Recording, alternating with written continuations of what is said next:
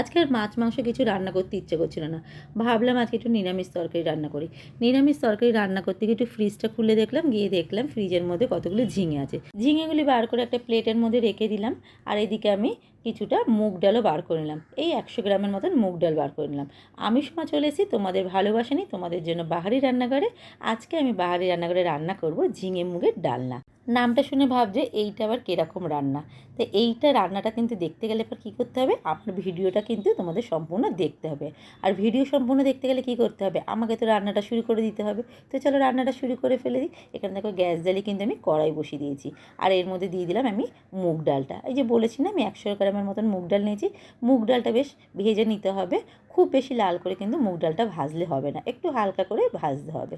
তো চলো মুগ ডালটা ভেজে নিই। দেখো ভাজা কিন্তু হয়ে গেছে মুগ ডালটা, গন্ধটা খুব ভালো বেরিয়েছে। এটা আমি একটা প্লেটের মধ্যে ঠান্ডা করতে দিয়েছি। যতক্ষণ ডালটা ঠান্ডা হবে ততক্ষণ কিন্তু আমি ঝিঙেগুলো আমি এখানে কেটে রেডি করে নেবো। ঝিঙেগুলি দেখো ভালো করে চোখলাগুলি ছাড়িয়ে আমি ধুয়ে নিয়েছি, ধুয়ে কিন্তু 2 ইঞ্চি করে এরকম করে টুকরো করে কেটে নিয়েছি। তো ঝিঙেটা আমি একটা প্লেটের মধ্যে থাক কাটা। আর এদিকে দেখো গ্যাসটা জ্বালিয়ে কিন্তু আমি কড়াই বসিয়ে দিয়েছি। এর মধ্যে আমি এই রান্নাতে যে মশলাটা লাগবে সেই মশলাটা আমি একটু রেডি করে নেবো। তার জন্য কী করেছি, কড়াইয়ের মধ্যে দেখো 2 শুকনো লঙ্কা দিয়ে দিলাম 1 চামচ মগজদানা। এর মধ্যে দিয়ে দেবো বেশ খানিকটা চীনাবাদাম, দিয়ে দেবো 2 চামচের মতন এখানে পোস্ত। এই রান্নায় কিন্তু এই মশলাটা কিন্তু ড্রাই রোস্ট করেই কিন্তু পেস্ট করে দিলে পরেই তাহলে রান্নার স্বাদটা আসবে। তো চলো মশলাটা একটুখানি ভেজে নিই আমি। মশলাটা দেখো ভেজে নিয়েছি, আমি একটা কিন্তু প্লেটে ঠান্ডা করতে দিয়েছি। যতক্ষণ এই মশলাটা ঠান্ডা হবে ততক্ষণ মুগ ডালটা আমি মিক্সিতে গুঁড়িয়ে নেবো। তবে মুগ ডালটা কিন্তু ভালো করে গুঁড়াতে হবে, আর ভাজা মুগ ডাল তো খুব সুন্দর গন্ধ বেরিয়েছে। দেখো গুঁড়ো করে নিয়েছি আমি মিক্সিতে ভালো করে। এটা আমি কিন্তু একটা বোলসের মধ্যে ঢেলে নিলাম। এর মধ্যে এবার আমি একে একে দিয়ে দেবো বেসন। আমি এখানে 2 টেবিল চামচ বেসন দিয়েছি, তোমরা চাইলে এখানে কিন্তু ছাতুও দিতে পারো। এর মধ্যে দিয়ে দিলাম আমি স্বাদ মতন দিলাম নুন, দিয়ে দেবো স্বাদ মতন এখানে কাঁচা লঙ্কা বাটা। তোমরা এখানে গুঁড়ো লঙ্কাটাও দিতে পারো, তবে এখানে আমার কাঁচা লঙ্কাটা বাটা ছিল বলে তাই আমি বাটাটাই ইউজ করেছি। দিয়ে দিলাম এর মধ্যে স্বাদ মতন চিনি, দিলাম পরিমাণ মতন হলুদ গুঁড়ো, দিয়ে দিলাম পরিমাণ মতন একটু জিরের গুঁড়ো, আর দেবো কিছুটা কালো জিরে। সবগুলো দিয়ে ভালো করে আমি এটা মিশিয়ে নেবো। হাত দিয়েই আমি মিশালাম, তাহলে মিশানোটা ভালো হবে। এবার এর মধ্যে অল্প অল্প করে জল দিয়ে দেখো ব্যাটারটা আমি করে নিয়েছি, খুব বেশি কিন্তু পাতলা করলে হবে না। এদিকে দেখো গ্যাস জ্বালিয়ে কিন্তু কড়াই বসিয়ে দিয়েছি, দিয়ে দিয়েছি কিন্তু এখানে পরিমাণ মতন সর্ষের তেল। রান্নাটা কিন্তু সম্পূর্ণ করছি আমি সর্ষের তেল দিয়ে। তেলটা ততক্ষণে গরম হোক, ততক্ষণ এই ঝিঙেগুলি দিয়ে আমি ব্যাটারটা ভালো করে মাখিয়ে নেবো। ঝিঙেটা কিন্তু একদম জলটা আমি ছেঁকে রেখেছি, তবে হাত দিয়ে কিন্তু এটা মাখানোর চেষ্টা করবো, তাহলে ভালো কিন্তু মাখা হবে। তো চলো এটা ভালো করে আমি মাখিয়ে নিই। মেখে নিয়েছি দেখো, তেলটা ওইদিকে গরম হয়ে গেছে। এবার আমি একটা একটা করে ঝিঙের টুকরো দিয়ে আমি ভেজে তুলবো। কড়াইতে যে কটা ঝিঙে লাগবে দিতে সেই কটাই কিন্তু আমি ঝিঙের টুকরো দেবো। খুব বেশি দিলে পরে তাহলে ভাজা হবে না ভালো।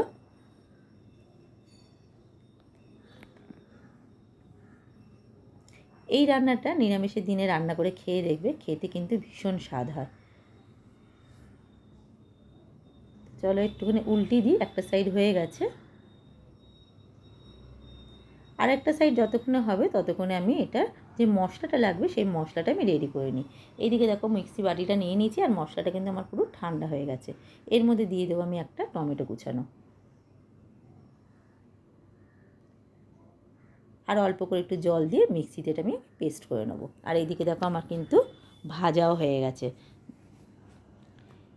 আস্তে আস্তে করে আমি তুলে নেবো। আর বাদবাকি যেগুলি দেখো ছিল ঝিঙের বড়াগুলি সব কটাই কিন্তু বড়া ভেজে আমি তুলে নিয়েছি। আর কড়াইতে যা তেল ছিল তেলের মধ্যে কিন্তু আরেকটু তেলও দিয়ে দিয়েছি। আর এর মধ্যে দিয়ে দিলাম আমি ছোটো চামচের 1 চামচ আমি সাদা জিরে, আর দিলাম 1 চামচের মতন হিং। নিরামিষ তরকারিতে একটু হিং দিলে পরে গন্ধটা খুব ভালো হয়। দিয়ে দিলাম আমি পরিমাণ মতন আদা বাটা, আর দিলাম কাঁচা লঙ্কা বাটা, দিয়ে দিলাম স্বাদ মতন আমি চিনি। আর এর মধ্যে যে মশলাটা পেস্ট করেছিলাম সেই মশলা পেস্টটা দিয়ে দিলাম। এর মধ্যে দিয়ে দেবো আমি স্বাদ মতো নুন, আর দিয়ে দেবো পরিমাণ মতন হলুদ গুঁড়ো। মিক্সি বাটি ধোয়া একটু জলটা দিয়ে দেবো, নাহলে বাদাম যেহেতু দেওয়া আছে মশলাটা লেগে যেতে পারে। এবার এর মধ্যে দিয়ে দিলাম কালারটা ভালো আসার জন্য একটু কাশ্মীরি লঙ্কার গুঁড়ো, দিয়ে দেবো এর মধ্যে পরিমাণ মতন একটু জিরের গুঁড়ো,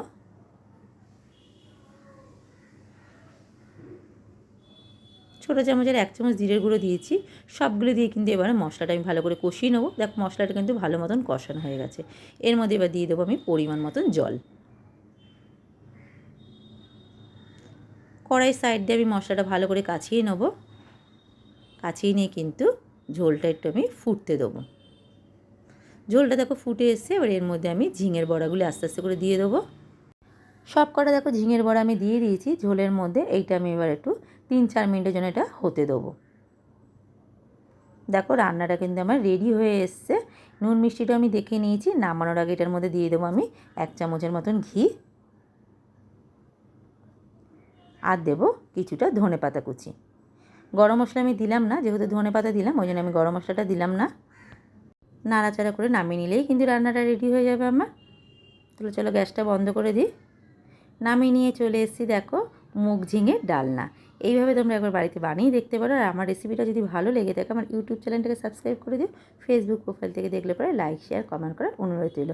আবার আসবে তোমাদের কাছে নতুন কোনো রেসিপি নিয়ে তোমাদের জন্য বাহারি রান্না করা। তোমরা সবাই ভালো থেকো, সুস্থ থেকো।